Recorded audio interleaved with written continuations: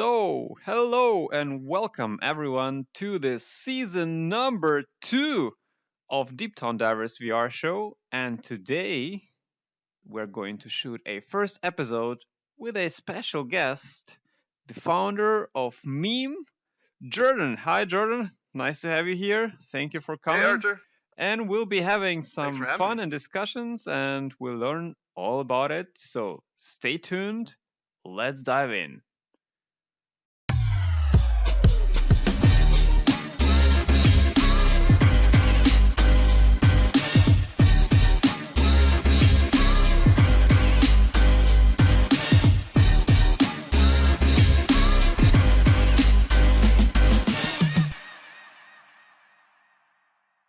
So, hello everyone to this season 2 of Deeptown Divers VR show. And today I'm very delighted to have Jordan from the founder, not from, but the founder of Meme. As you can see, we're filming in the beautiful Meme headquarters in Somnium Space in a Meme studio, which looks freaking amazing, I must say. I'm getting jealous right there, right here. But no, it's amazing, great build, and I'm anticipating a lot of parties and a lot of fun here, which will be happening. But in meanwhile, I was thinking how to make this intro because many people, majority of you who are watching this podcast, and and myself included, many people know what meme is, or at least heard about meme, read about it, right? I've read a lot of stuff. There is a lot of different opinions and a lot of different stories. So I thought the best way would be to start this interview by me pretending I know nothing about you and I know nothing about meme, and you probably tell just a little bit about yourself. What did you do before meme? How did you get to the meme? What you're actually doing while you're doing meme, and then we'll take it from there and probably have some cool discussions. And I'll have some questions, and we'll be just diving through the whole ecosystem and crypto. So thank you for coming. Great. Yeah, thanks for having me. This is great. It was so fun watch this build come together the other day. It was That's true. That's we true. were we were chatting how just relaxing and therapeutic it was just to watch something come together, and I was sharing the link to our designer. Look at this logo you made. It's now coming to life. It's now Yeah. evolving into something 3D. Like who would have thought? Well, this is really cool. Thanks for having me on. I know that. We kind of get what we bargain for when we call ourselves meme and we use a pineapple for a logo. Some people don't take us seriously, Hmm. and that's our cross to bear, so to speak. Um, but really, it's all just about having fun with some really cool tech and some amazing art. So kind of taking a step back, as you said, getting into the origin and kind of my history. So I have a business degree, kind of always been at the intersection of tech and business and marketing and design. I have a background in like consumer product management. I've kind of been in this space for a while with building different apps. I sold a startup. I co-founded a startup and we sold it to a company called JibJab. JibJab, for those of you who don't know, think of like pioneers in digital entertainment going back far as the 90s. So it's a really fun place to be, and kind of got additional exposure to memes and GIFs and funny content and digital comedy, things like that.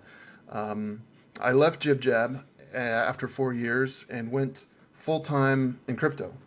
This was early 2018. I became the chief product officer of a company called Total, Totle, and they're a decentralized exchange aggregator. And that's when I started working full time in Ethereum. After about a year and a half, I went to Consensus. I've been at Consensus for about a year and a half. I'm Hmm. still employed there with Consensus, and my background or my role at Consensus is DeFi product lead. So Okay. my tenure at DeFi product lead at Consensus, Hmm. yeah, and served on different teams, working on various DeFi projects. There was one project called the DeFi Score, and it analyzes risk across DeFi. So I have this background of DeFi, and I don't know if you have familiarity with DeFi, and many of your listeners probably do as well, I'm Sure. sure it kind of covers the spectrum here. But needless to say, it's pretty risky out there, right? Yield farming was a big craze in the middle of the summer, right? Still is kind of crazy, but different food coins were popping up. You know, there was yam and sushi and pasta and pickle and all these overnight yield farming DeFi protocols, some of them by anonymous founders. They would spin up a smart contract, and then a few hours later, you'd see millions of dollars in value rush to these smart contracts. So obviously, I was in a unique spot. By day, I work within DeFi risk at one of the largest crypto companies, right? And then by night, I was participating in doing some of these trading, some of these degen activities as well by night. So I took to Twitter, of course, as many of us do when we have something to say, and I created this fake product that was kind of poking fun at those of us building in DeFi. It was called the Degenerator instead of generator, Degenerator. And it was like, dude, what are we doing? All these devs, this YOLO development practice. It's kind of silly, right? Like this is supposed to be the future of finance, but people are getting wrecked, and there's crazy slippage and hacks and rug pulls and you name it. The risk is out there. So I built this fake product to make it look like it was a real thing. So thus creating the Degenerator, thus creating a meme. And I just happened to choose, because their food coins were getting popular. This was early days of the food coin projects. I happened to pick a pineapple when I was creating this silly meme, and it took off virally on Twitter. Like a few hours later, there was like 250,000 impressions. It was crazy. People in Ethereum loved it because we were poking fun at ourselves. Bitcoin maxis loved it because we were making fun of Ethereum, and it spread virally. And I said, "Wow, this is there's something here. It's not every day you see something take off like this, and have kind of the spread and the community and the interaction that it had." So I spun up a Telegram group, called it the Degenerator, and it was just a bunch of us. I just thought, hey, a few of us would get in here and laugh at the joke, maybe actually build this product out. All good intentions, right? Like just having fun. Then somebody said, hey, let's build a token. Let's call it the Degenerator token. And someone said, well, that doesn't mean anything to most people. Let's call it the meme token. So, this brand was created. This community was built, then this token was launched, and within the matter of a few hours, this was like middle of the night on a Friday night, I went from tweet to crazy community to a token that got airdropped to several dozen people in this Telegram group. And the idea was that it was a meme coin. There was nothing to it. There was no real plan other than it's just this meme coin, and it was almost like Doge. I kind of coined it the Doge coin for DeFi. Then I got to thinking, as people started to pump this thing, I'm like, my name is attached to it. I'm employed at Consensus. I don't want this going down pump and dump territory, right? This is something fun. I don't want people getting wrecked. People assuming this is something that it's not. So I told people not to buy it. I said, don't buy meme. So that became kind of the slogan, don't buy meme, or at don'tbuymeme.com. And the next day it was like, well, we should actually build something. If we are the DeFi Doge, it should be composable, right? It should be a Lego brick, as they say. So me and a few other devs, we just kind of got to thinking, what's the memeiest thing we could build, almost like hackathon style? What's something we can mash together? And we thought, hey, it would be fun to mix up DeFi and yield farming and these food coin yield farms with NFTs. That hasn't really been explored. And in doing that, 10 days later, from tweet to mainnet, we had a platform that was kind of the first of its kind, and it was NFT farming. So you stake the meme token. Over time, instead of earning governance token, you're earning NFTs. And that kind of got us to where we are. We continue to iterate on that, and really just like living at the intersection of DeFi and NFTs, some great art, trying not to take ourselves too seriously, even though we have some really smart people, some great tech, some amazing artists we're working with. But at the end of the day, it's all just about having fun throughout all this stuff. So it's a lot of silliness, a lot of pineapple craziness. Um, but we're just having a good time and hoping to get people excited about this. Cool. That was a long-winded answer. I hope No, that's okay. that's great. Meanwhile, I'm having so many questions, of course, and here in the show, I'm always asking questions as they are. I mean, I just whatever Yeah, yeah, comes yeah. and whenever I want to know, I normally ask. So without any, you know, as it is. So great answer and a great story.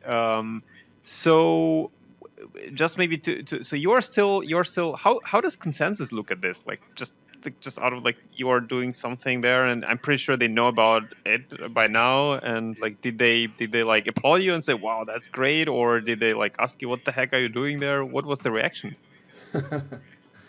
No, consensus in general has been very flexible and open and very cool with this. They love it. They love what we're doing. Um, Again, I'm just like a piece of the founding team. I'm just a piece of the community, so it's nothing they can kind of claim. They've been very upfront in saying that this doesn't belong to consensus, but to their credit, they've been very cool. Um, and you got to think like what we did in a few short weeks. We went, as I mentioned, we went from like brand to community to token to product to maybe product market fit in a raving community. We try to do that at consensus, and we do it the other way, right? We think we know what we're going to build, and we go build something. We spend a few months, maybe a year and a half, building something, and we launch it. And sometimes users come, and sometimes they don't. So I think this philosophy of maybe rethinking how to build things, building things iteratively, talking to users all the time, experimenting with different practices, taking more of a hacky approach to building products. This is something that they've shown interest in, and they've asked me to, like, they want to get involved, whether that's direct integrations with MetaMask, working with other teams within the NFT space. I'm consulting on a number of projects within Consensus after this meme project. They want me to work with several teams and see if we can kind of replicate this. Or, yeah, they're just open and cool, and they want to be involved as much as they can. Okay, cool. That's great to hear. When the mothership company is supportive in that. But talking about other co-founders, who they are, what are those? Who are those guys? What do they do? Yeah, well, it started from a community. Like I said, there's an airdrop of maybe 80 of us in the early Telegram group. And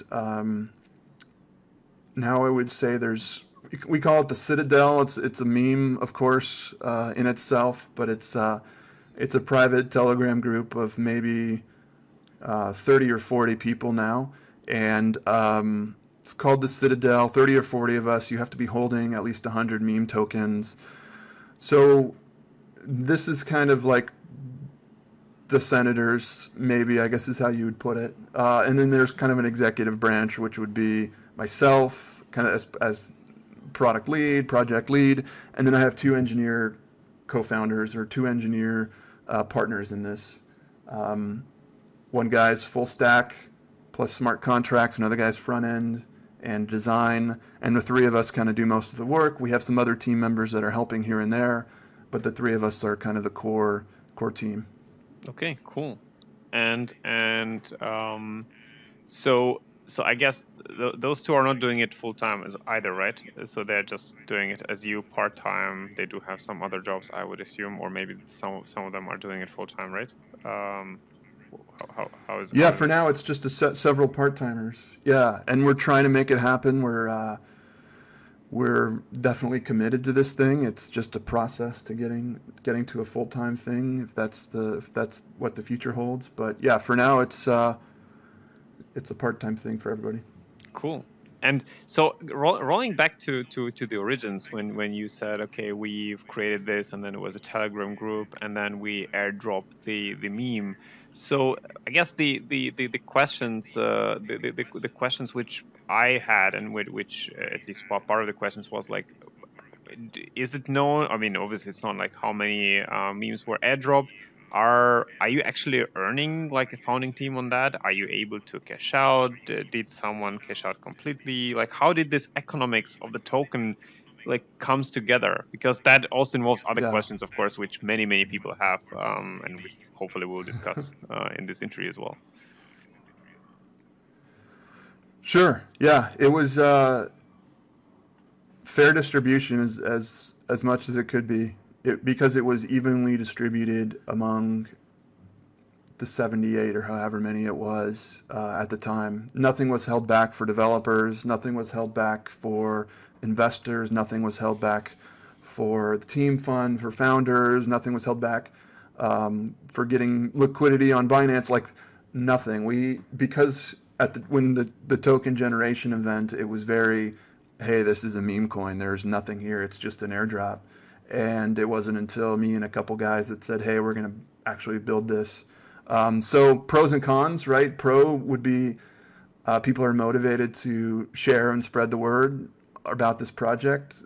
Con is that we need to find a way to pay developers and pay people working on this project without a dev fund or without a founders fund. So everyone got an equal share of 2% or whatever however the math works, and we kind of had to figure it out from there. So I have a couple percentage points. I don't have a giant share. We started, earning transaction fees from the beginning, and we started building up a treasury. So there is a meme fund, dev fund treasury.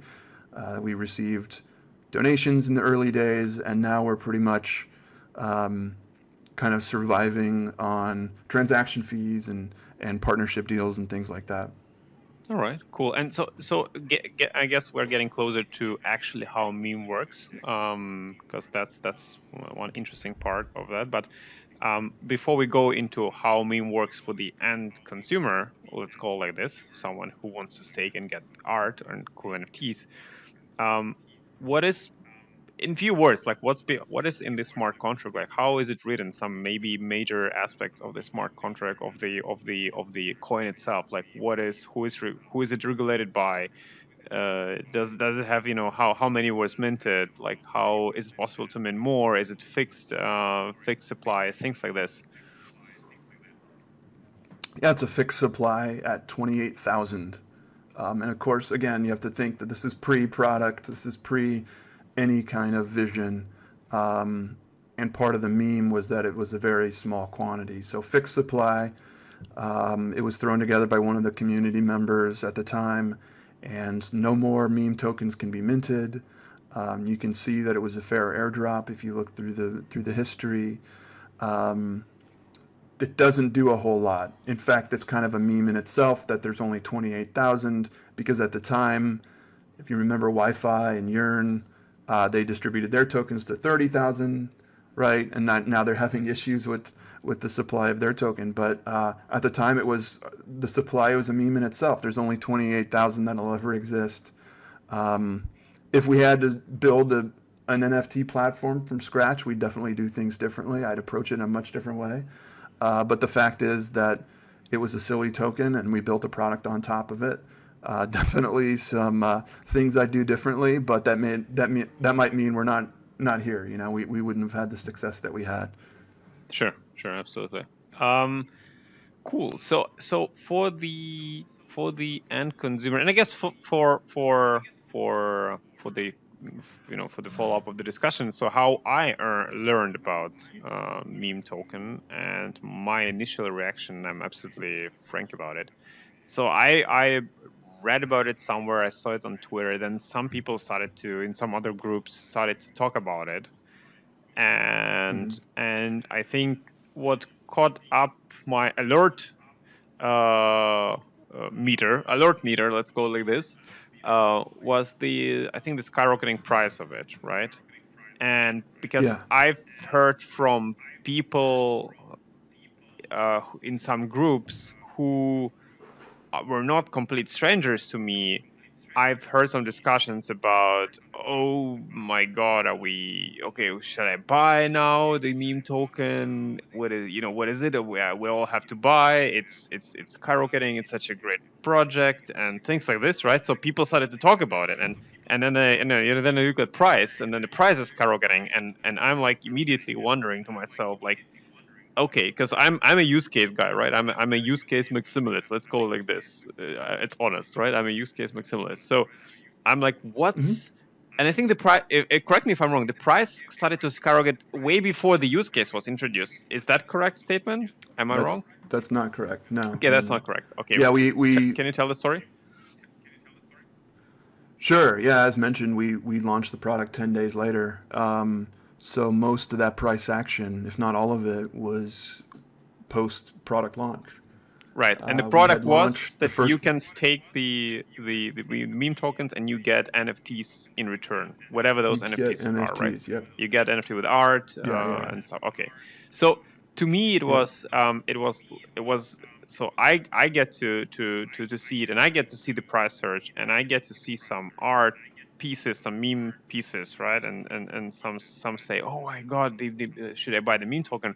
But like, what is it? Oh, there's some meme art, and that art is so cool, and that art costs, like, there's some skyrocketing prices of the token itself, of the art pieces, or how you get the art piece. And I myself, I was looking at this and I was like, okay, yeah, I mean, you can get art by staking, but like, what's behind it? Like, that was my question. Absolutely honestly telling you, right? I was looking at it and I was like, okay, what's the fundamental behind it? Like, okay, you can get art, I can understand. There's a beautiful image you can get as an NFT, but what is there anything else? Like, is there what is user getting on top of this, right? And I was not able to find that substance. And some people were absolutely against it, some people were absolutely for it.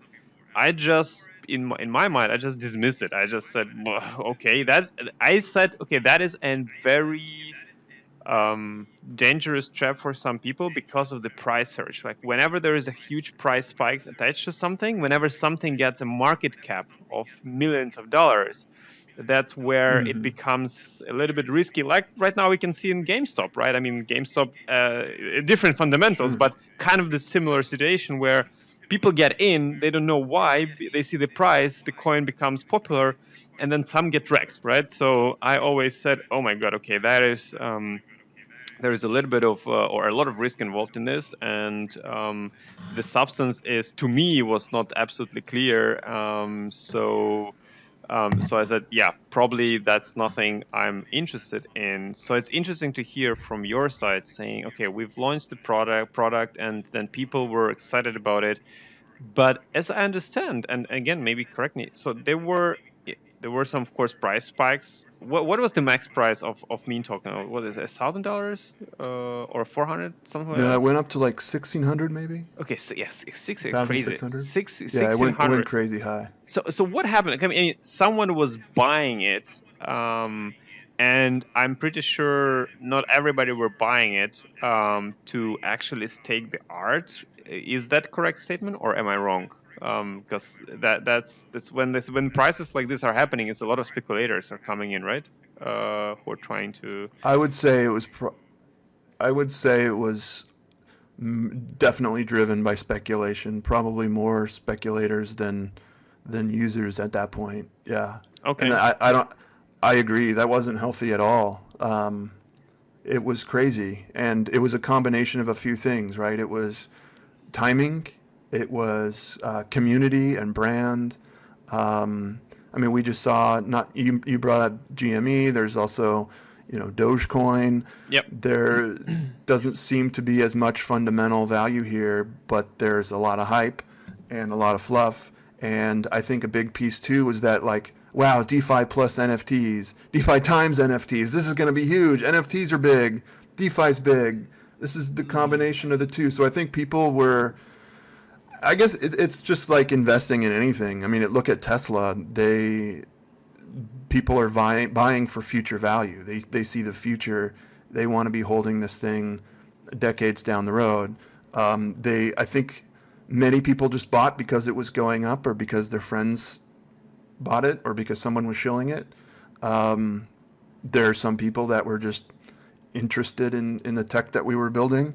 But with anything, I mean, I'm holding Ethereum not for the value it is today, but what it can be in 5, 10, 20 Right. 100 years, right? And here I'll add my part of it. So when you say about Tesla, and I used to be I used to have a startup where I did electric charging stations for cars. I invented some and things like that. So Tesla, people, people say, yeah, Tesla is overpriced on the market, and probably it is.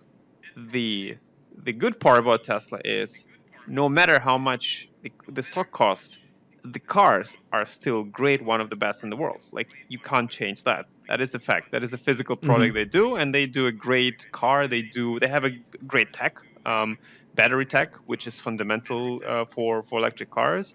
And that's why they're in forefront. They're a great software company. They're a great tech company. And yes, stock might be overpriced, but the fundamental value, even if the stock is 30, the car is still great. It drives well, it's safe, it's a great looking car. So that thing is definitely kind of like, I'm always saying to people, yeah, whatever the stock is, yes, probably if Elon executes well, it will get to that price valuation which you're paying today. But it doesn't matter because the cars are still great, and they're selling a bunch of those every quarter. So it's kind of bringing that actual value add to the users who are buying them. Sure. And in terms of the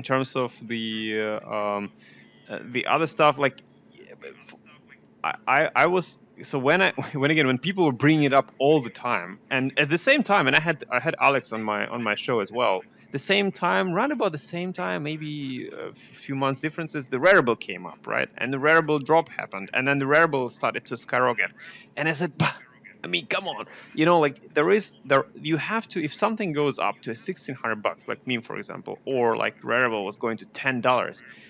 um when I was asking Alex, like, do you know who is buying? Like, do you understand why someone is buying? There was no clear answer, right? There was no answer basically saying, yeah, I think people are buying to do this, and that, right? So there was like, I don't know, yeah, maybe there's some speculators.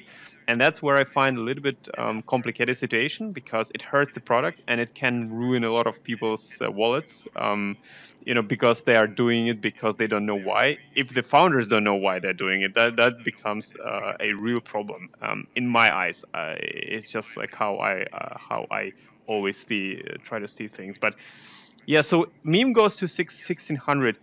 Do you know, like, what happens? Are people starting to cash out? Did the founding team started to cash out? Did you even think about like cashing out something, or you're just holding it and not even thinking about? Okay, if I may ask, of course, but it's obviously on blockchain, so it's transparent. Yeah, it's pretty transparent. I didn't cash out. I still hold most of the tokens that I received in the airdrop. It's yeah, you really have to ask everybody else that was involved. I mean, um, it was 10x the value that it should have been at that time, because there wasn't a lot of tech, there wasn't a lot of use case at the time. There was a couple, right? There was early days, there was promise, there was hope, there was brand, there was definitely some assets attached to this thing, my name being Yep. one. So yeah, I mean, I'll be the first to tell you that I wish that didn't happen. Right. It definitely turned some heads. It definitely got some attention. People got wrecked, and that sucked. And it almost wrecked the project, right? I mean, if certain things didn't go that way, then certain things happen, then we may not be here. But and it was no, like, there was no artificial, like, the team wasn't trying to make that happen. It's not like we were uh, doing things to pump the price. Like, I'm a product guy. I want to build product and show value, and then let the price kind of follow that. This is the first time I've ever done a project where there was a token, so it was very strange. Right. We launched a new product at the same time Andre Cronje tweeted about us, and anytime Andre Cronje talks about a little known token, like, it's gonna moon, right? So there's some pros and cons, different expectations. People are gonna get wrecked. Different perception. People in the industry look down on the project because it spikes and it craters just as fast. So yeah, I mean, I try to separate the product from the token. because they were created independently by different groups. They just are both happen to be called meme, and the meme product utilizes the meme token, and the protocol locked up like a quarter of all meme tokens are locked up in our protocol. There's lots of reasons why someone would want this token in the future. Now, at the end of the day, it's just like I want to build cool product, and the token's going to do what it's going to do. Can't really affect, do anything about that. I'm glad to hear that what you just said, actually. That you probably, you. So first of all, I'm glad to hear that team didn't try to push the token price up. I'm glad to hear that you wish it didn't do this crazy moves as it did, because I can hear that you want to have a rather great product than something which people know that it's skyrocketed and then plummet and then skyrockets again and does some crazy stuff. Because that's how I was perceiving it, and really, I'm completely honest. That's how I was all the time perceiving it. Because I was not able to look through, and even if I did, I was not able to find enough substance to justify whatever craziness was happening around it. And for me, that was, as a use case maximalist, I was like, ugh. Okay, that's really, really hard. And, people were like, definitely, trust me, like, and some groups, some people from the groups, like people were like seriously discussing, like, and investing into this stuff. I was like, guys, how can you seriously discuss and investing if you don't even know what's happening there? Like, it's impossible to actually discuss it seriously. But yeah, some people were. So now the meme product itself. So as the beginner in this, and where I am, I know generally how it works, but can you guide me through I go there right now on your website, and what do I do? Why? Maybe guide me through like several easy steps of what should happen. What is the ideal situation, ideal use case you envision for the meme right now? Sure, yeah, there are several different kind of use cases now, but kind of the main one, the one that we pioneered, was NFT farming. So just to give you a kind of a walkthrough,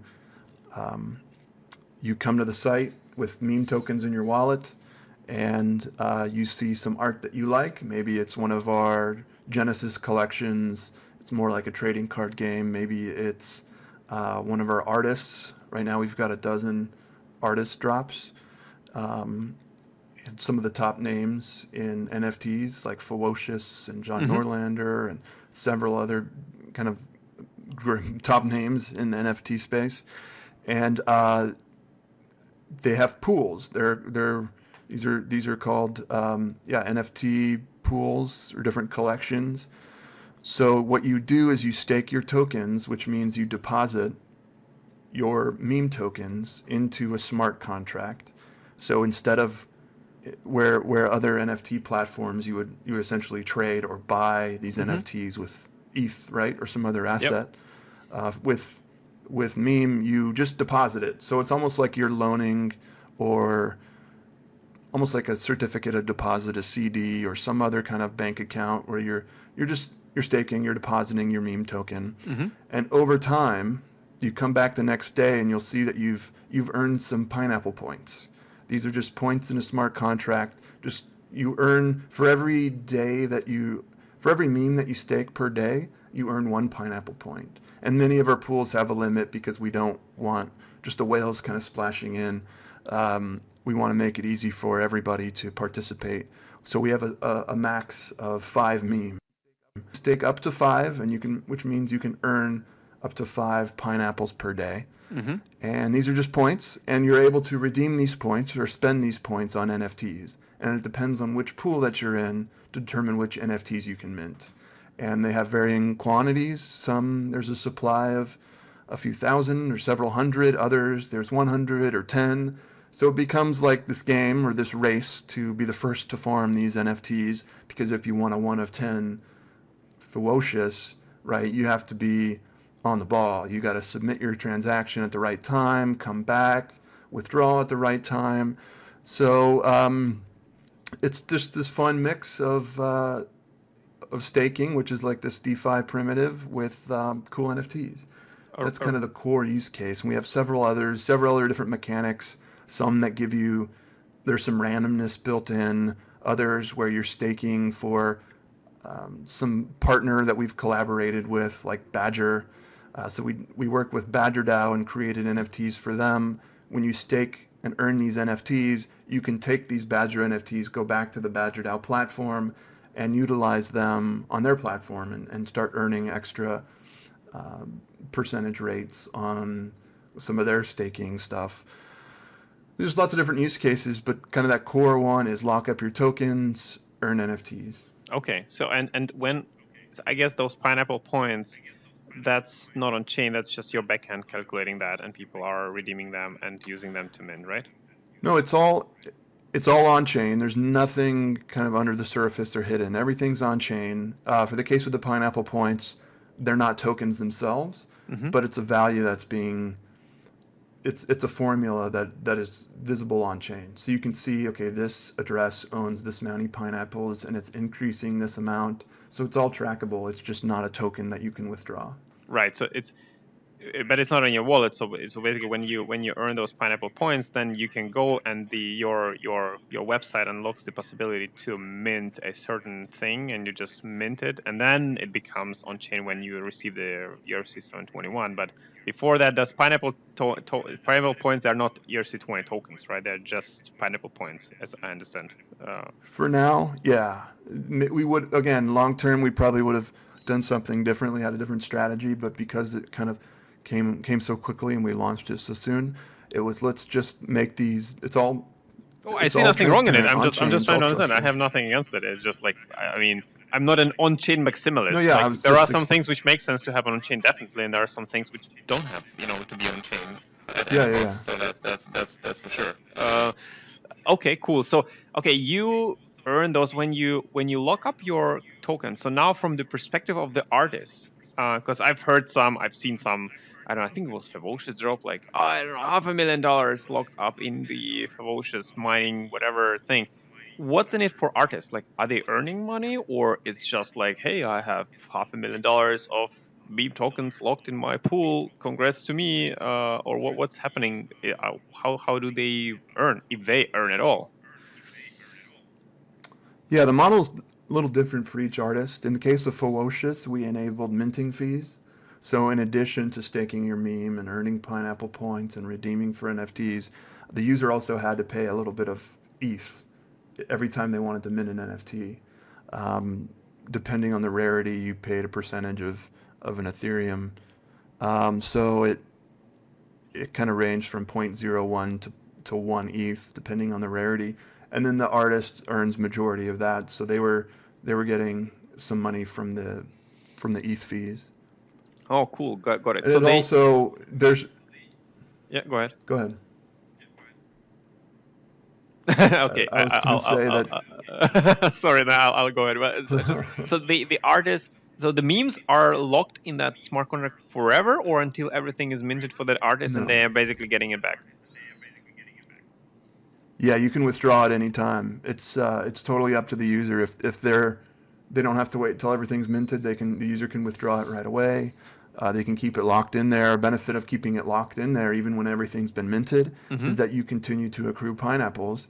And if the artist ever wants to come back and do another drop, you're kind of first in line because you've been kind of faithful to that pool. So it's every pineapple is for a certain artist. So there are different pineapples for different artists. Okay, understood now. Correct. Okay, so. Right. So the artists are earning those fees, and people are having those meme tokens. So what do you think is so by the way, how much tokens are in circulation? Are they all in circulation? All 28,000 are in circulation, or not all yet? Everything since the beginning of time has been circulating, yeah. Okay, so everything so that initial drop was circulating 28,000 to all those 80 people. Yeah. Okay, so and then the I'm just trying to kind of circle back, like what is, so the price on the market is coming from those people offering those for sale and buy. So that's how I guess the main part where the meme is traded is Uniswap. Am I correct in that Yep. statement? Right. So the Yep. people are submitting it to the liquidity pools and selling their owns, and others are buying. So that's basically those initial 80. Do you know how many meme tokens holders are right now on the market? Around 2,000, 3,000. I haven't looked in a Yeah, that's while. a bit. That's a lot. 2,500 That's a maybe. bit. So basically, okay, those 80 provided, sold something, and thus those other people are able to buy and steam. So okay, so now I kind of like understand like the loop of the whole. So what do you think is the Yeah, and main?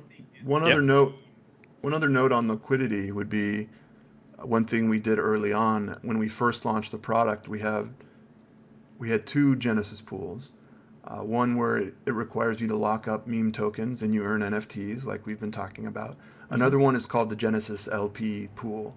And instead of locking up meme, you deposit LP tokens.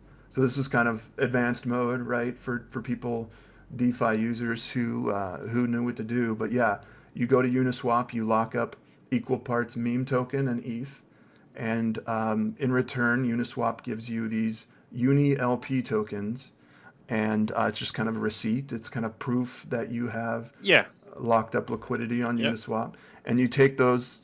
Users would take those, come back to the meme platform, and stake in the Genesis LP pool.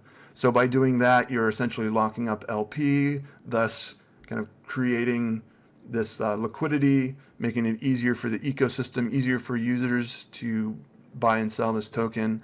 And what you get for staking these LP tokens, you get access to legendary NFTs that didn't exist in the normal pool. So that was kind of something else that we wanted to experiment with, and that was like incentivizing liquidity, something that's common within the DeFi space. Yep.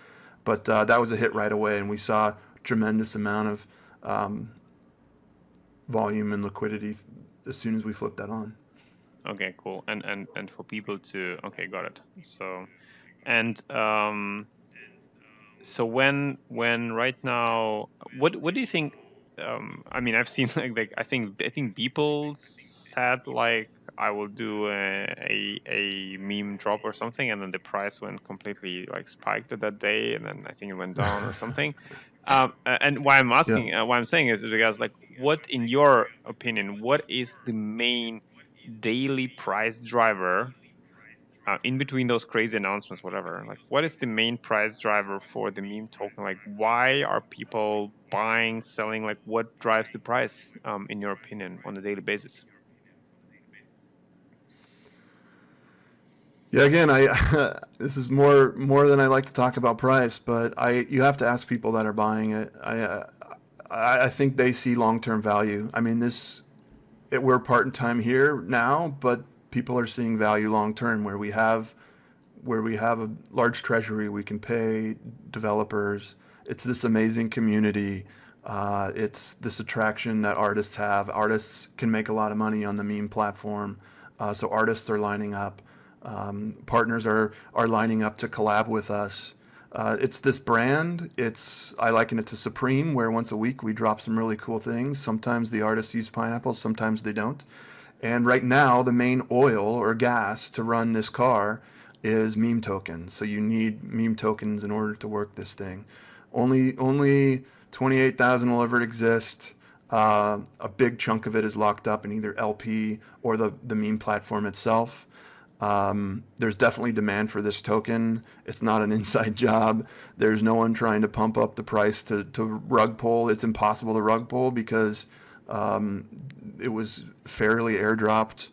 As we build out this platform and we have big vision, right? You mentioned Beeple. That's going to be one of the drops in the next couple of months. We're working on a V2. This V2 is going to blow everybody out of the water. It's going to be really exciting. I don't say that to pump the token price. I say that because I'm really excited about this product.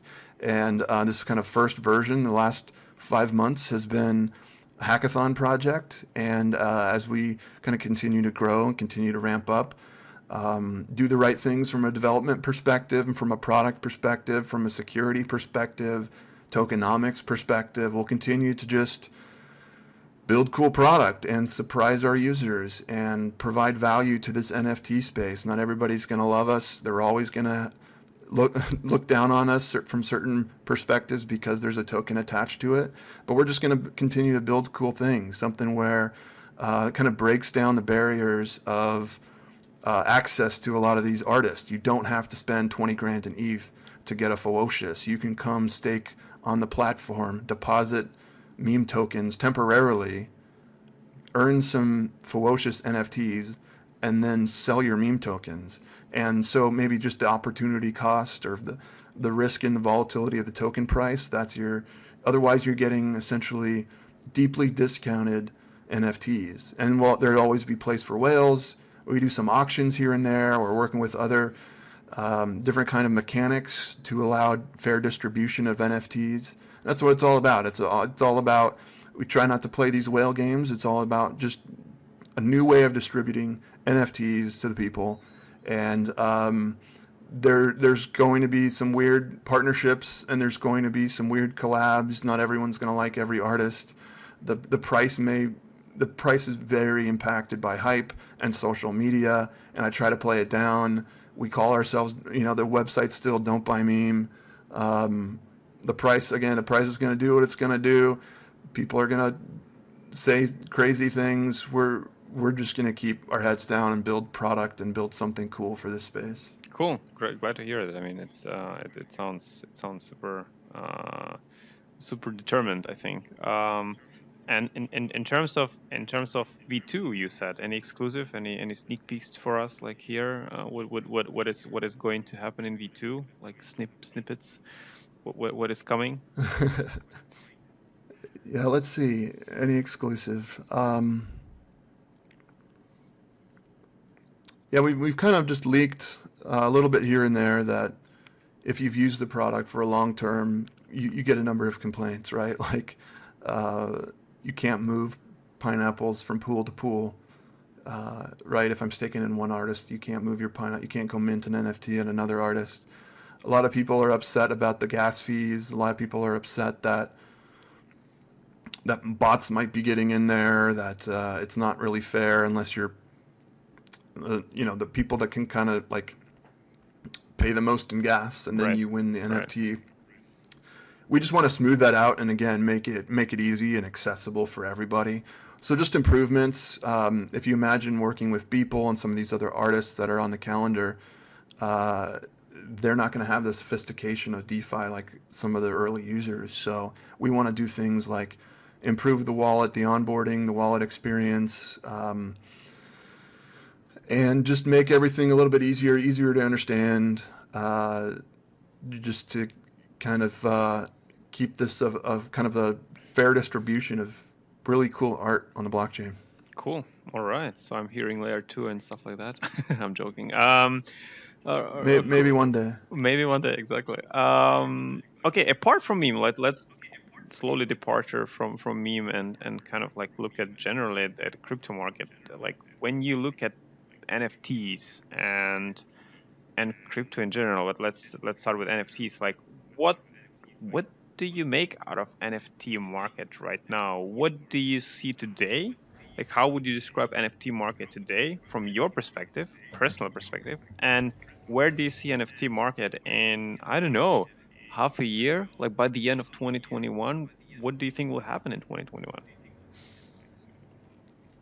Yeah, that's a really good question. So I've been around early days, right? I got an early generation CryptoKitty or two, and kind of had an eye on this space as I continue to work along DeFi when that became a thing. And so I've been building full time on Ethereum for 3 years, as I mentioned, and it's kind of always been, NFTs have always kind of been there, checking out various launches, and I knew Decentraland was doing their thing, and I knew Somnium Space was coming around, but I never really jumped in fully, completely, right? I threw some money around here and there, but it wasn't until this summer, and specifically getting involved in the meme project, where it was like diving into the deep end of NFTs and kind of a master course into what's going on in this industry. And for the most part, everybody's been really cool and accepting. This is some bad apples in every bunch. and don't like to see certain things. But almost everyone here in this NFT industry, so to speak, has been very cool and very welcoming. And it's just been really fun to kind of geek out and dream. And as a product builder, my mind instantly goes to what are the things that we can build? Yeah. What are the value adds that I can provide? How can we wow users? And Yeah. honestly, as someone who's been building in DeFi, like I see like collectibles and art is amazing, but as we're here in the metaverse, that's another giant use case. And you're starting to see like all the different ways that DeFi can add value to NFTs, and sometimes it's really fun to think about the inverse.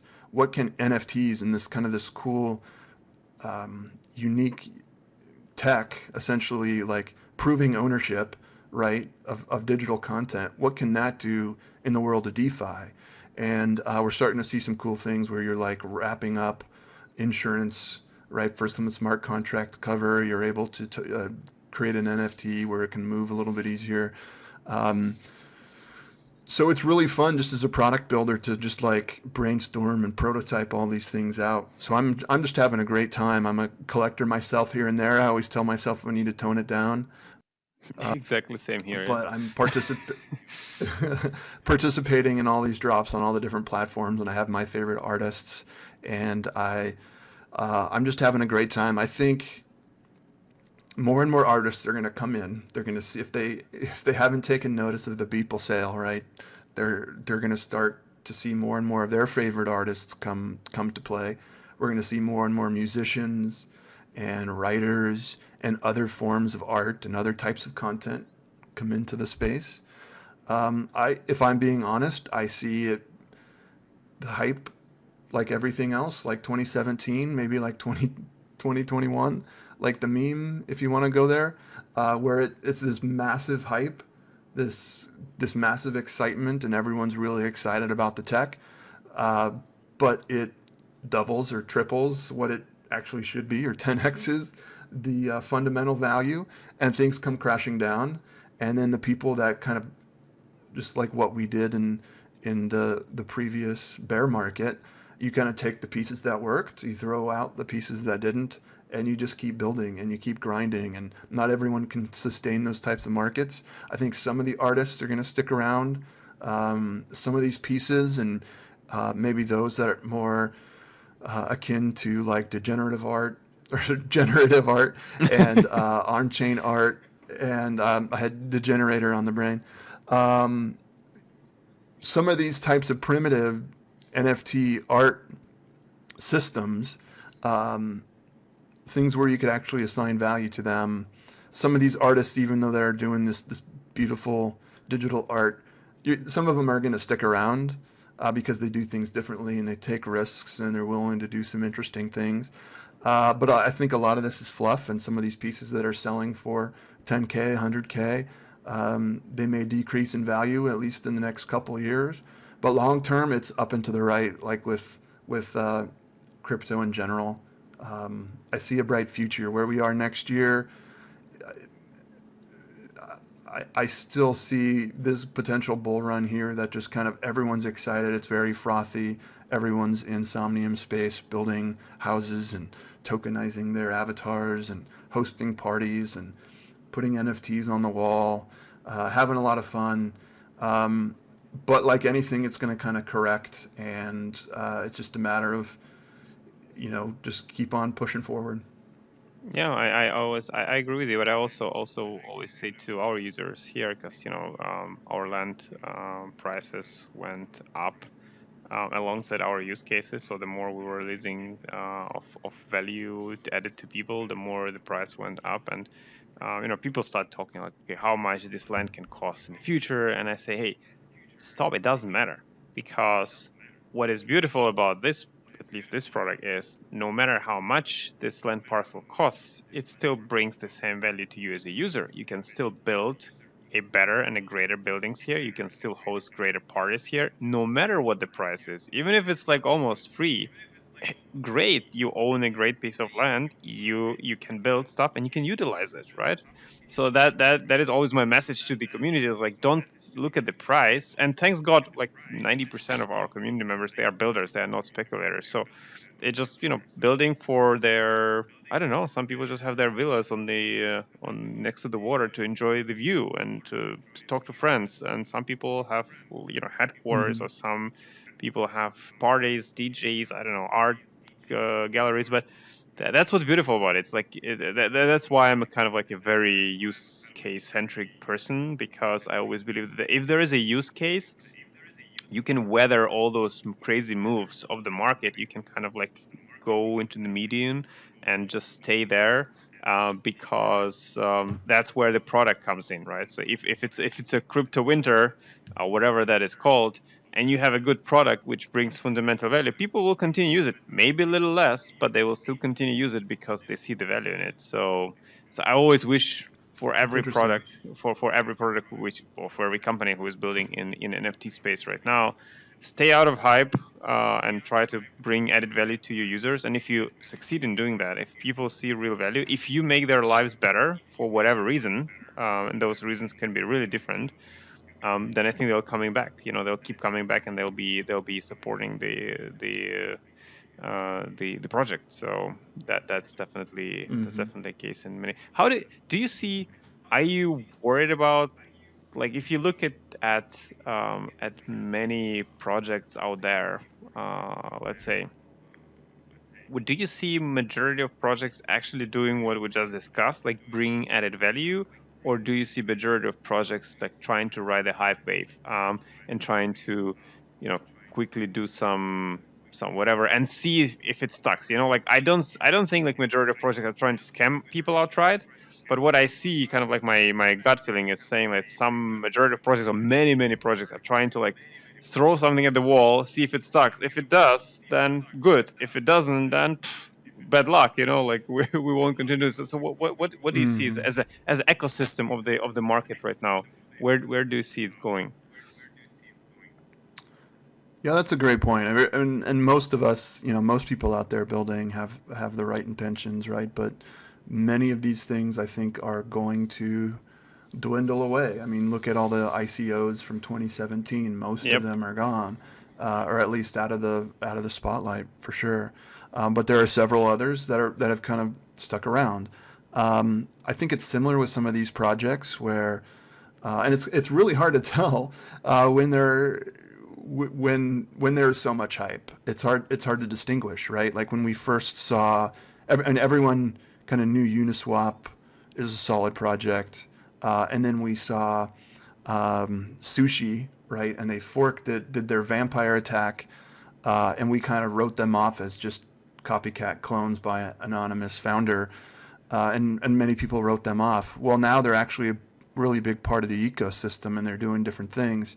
So things that look a little bit less trustworthy or less legit sometimes prove you wrong.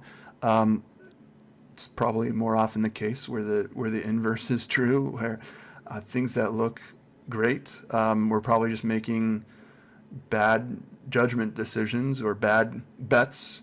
Um, I think people. I mean, I love the experimentation, but anytime that we're experimenting as much as we are, and I say we as an industry, um, many are going to fail. But it's the ones that kind of ride it out that change the world and go on to accruing so much value. So yeah, it's really hard to tell, but I think many of the things that we're seeing are going to have to pivot here in the next in the next year or two. Absolutely. I agree with you. It's being persistent, being having the right intentions, abstracting uh, the selves from the short-term profits. Obviously, I mean, it has to be a long-term Yeah, vision, and then everything yeah, will be great. And I'm so thanks again for coming, because I love doing this. The reason why I started Deeptown Divers VR show, it's because there are actually two reasons. So one, I always wanted to interview people, but for hell, I didn't want to do it via Zoom or something. I just wanted to talk in VR right. because it makes so much more sense to me, at least. And And the second reason is that I can actually talk to great founders and people and learn a bunch of stuff, right? I can dive deep into the topics like Beam, for example, right? I didn't know as much as I know today after our show, and now I'm looking at the Mm-hmm. project a little bit differently, and I'm at some points it inspires me. At some points I'm still having the same opinion. At some points I'm looking at it differently, and I will be definitely diving more in and looking at like what artists are doing, why they're doing, and what's happening with the product development on your side. So definitely that's you got me curious. That's great. So I'm thankful that I'm having this show, that I started this show, and it's already season 2, and we're having a great time. So maybe the last question before we go, or maybe some our audience will have a question or two. But the last question: what do you think? Like, you're in VR with me right now, obviously in your headquarters. Uh, Oops, I just ran away from my chair. 1 second. So we're in VR, obviously. Oop, once again, uh, let me actually stand up since it's already almost an end. So we're in VR right now in your headquarters building in Meme headquarters in Somnium here. What do you take from VR? Like what are your impressions? I mean, I mean, you're not so long ago in VR as I understand. So for you, it's kind of new. I'm already years in VR. How do you feel? Yeah. This is a lot cooler than I thought it would be. I thought, I for Christmas I bought the family the Oculus, the Quest 2, and I just thought we'd be playing games and we'd have fun as a family. But then I realized that no, you can link it to your PC. You can run amazing immersive experiences like Somnium. I'd seen some of those browser metaverse platforms, but just really blown away with Somnium Space. And um, then I tried a computer that actually worked, and it was 10x better. It's so cool, and it's just as a like I said, as a product builder, as like a dreamer, it just opens up almost like a different part of the brain where it's like, Yeah, wow, this is closer. Future is closer than we think. Think of all the cool things we could build. Watching the architect build this place and then be just inside this got the place, creative right? juices flowing. It was just so cool. I loved experiencing that. I want to get good at that too. I just have no time. But yeah, it's just so much fun. It wants me to get more people involved, get my friends in here that we can't, especially in times of pandemic, we can't really get together as often. So it would be great to meet up with real life friends in this type of experience. Yeah. Super First of cool. all, thank you for kind words, and second of all, I'm in VR already for a long time, and I'm building Somnium for a Yeah. long time, and every time, no joke, and I'm very passionate about what I do. Like, looking at yesterday, looking at, or was it no, well, it was Friday, but looking on Friday how the this build was actually coming to life, and then like Hmm. 1 day later we're standing here in VR, we can touch the wall basically, and go inside Yeah. that build. That's, to me, every time it's magic. Like, every time I do this with any build, which is popping up in this, it is magic. It's just like you can actually in be inside what you've created instantly. Like, it's Right. there available to you. So for me, this is great. And people think like I'm saying it because I'm a founder of Somnium. Not at all. I'm founder of Somnium because I'm amazed about it, but for the technology, not other way around.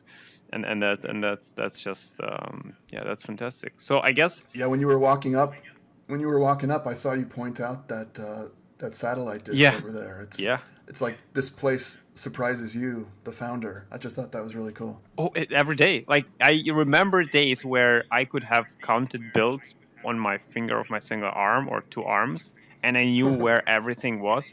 Today, we have Yeah. over 1,000 builds, and the number is growing constantly. And I have no idea Wow. what happens. Like, I basically have some ideas where some iconic builds are, but that's it. Like, every day there's something new, and there's no chance to even follow it up anymore. Like, it's like 4 gigs of user generated data. Like, you cannot just follow it. I can't, even if I'm here every day, which I am. I just cannot follow everything like that. So that's cool. That's what like every time I walk somewhere, I'm like, oh wow, what's that? Like who built this? Like, and then like I have no idea. Yeah, Some yeah. people just have anonymous wallets and they just build, and that's fantastic, of course. So maybe we give a So chance cool. if anyone has any questions before we finish this show. Otherwise, we would wrap it up. Yeah, I see some thumbs up, which means that we didn't suck at interview, which is good always to see the direct Okay. feedback from the from the audience. That's why it's great to have the audience. And yeah, I think again, thank you for coming to this episode. You're the first episode of season 2, which is amazing. Great avatar, by the way. Okay, if you want to do an interview, do it with style. Okay, like this. So that's the message. And yeah, Yeah, let's we owe a shout out to Spongenuity, by the way, for this. correct. Hey, Spongenuity is the artist who put Spongenuity, this together. great avatar, well done. I'm pretty sure at some point you have to tokenize this as well, Yes. and make it an NFT. So as I always say, thank you for watching. That was the first episode of season 2, and until the next time, see you on the other side of the monitor. Goodbye, everyone. Goodbye. Bye bye.